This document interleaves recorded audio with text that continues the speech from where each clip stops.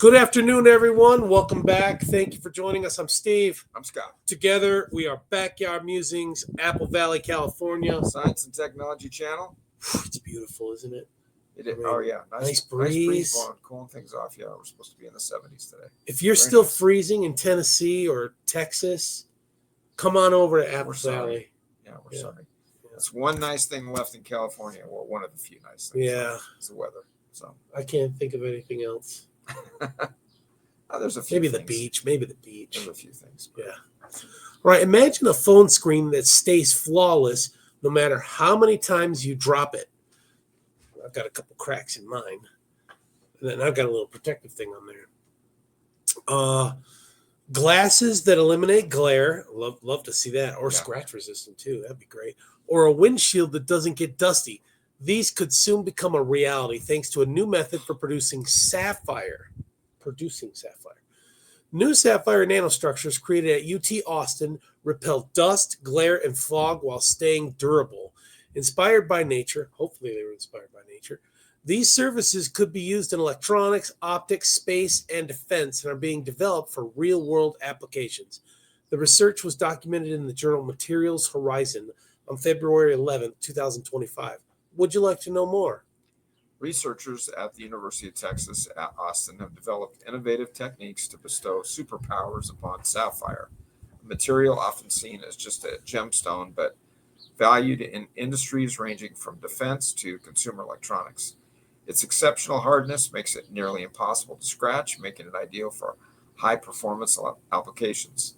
The research, while not quite as scratch-resistant as traditional bulk sapphire, the nanostructures are comparable to tungsten or traditional glass in that way. These new sapphire nanostructures repel fog, dust, and glare with self-cleaning capabilities. So, how many times? How would you do that? That's amazing. How many times have you went snorkeling and it gets fogged up? Your mask. Yeah, it stinks, man. I mean, you can do stuff to do that, right? You can spit. Yeah, we used to spit in there. You can use those anti-fog wipes or whatever. Yeah.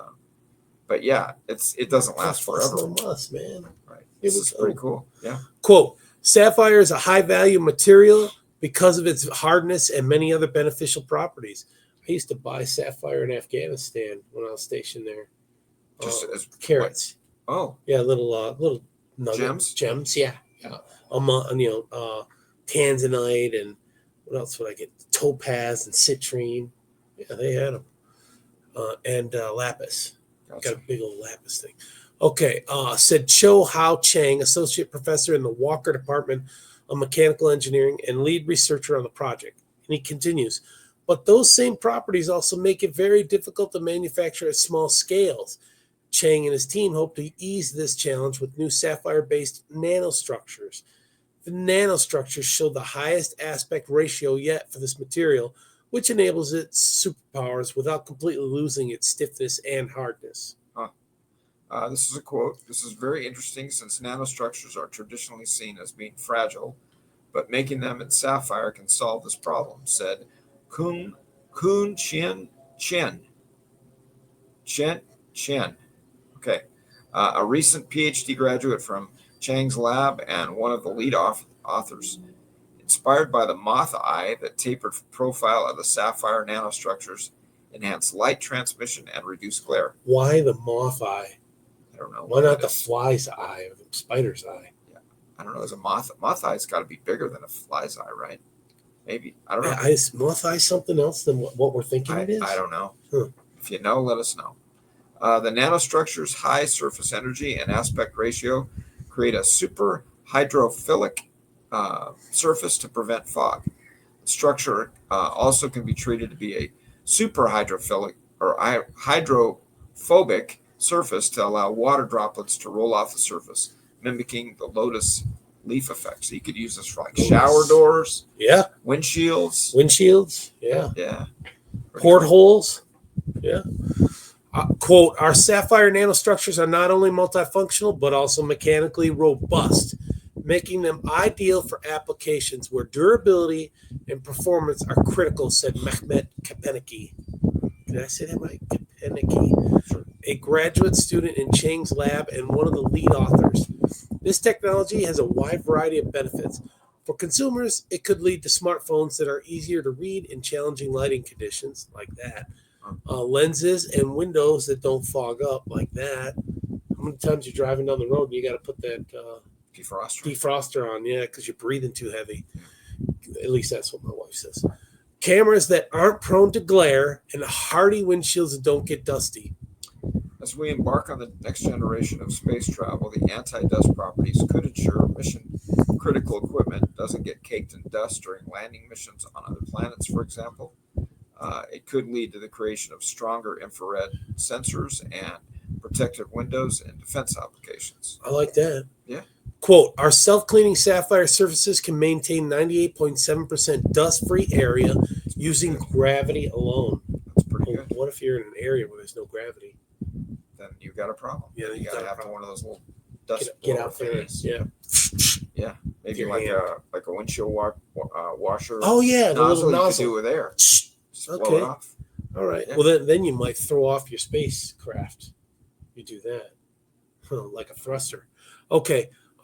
Said Andrew Tunnell, the student who conducted the dust adhesion experiments. Quote, this is a significant improvement over existing dust mitigation technologies and is particularly beneficial for applications in space where water is not readily available for cleaning and it'll freeze in space. Yep.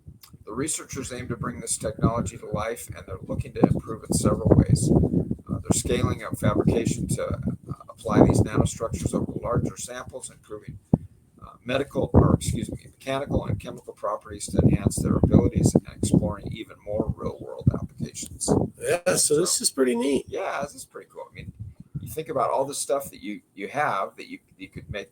Of course, I don't know how expensive this stuff is. You said you bought some. It's pretty pricey stuff. So they're like $10 a carat.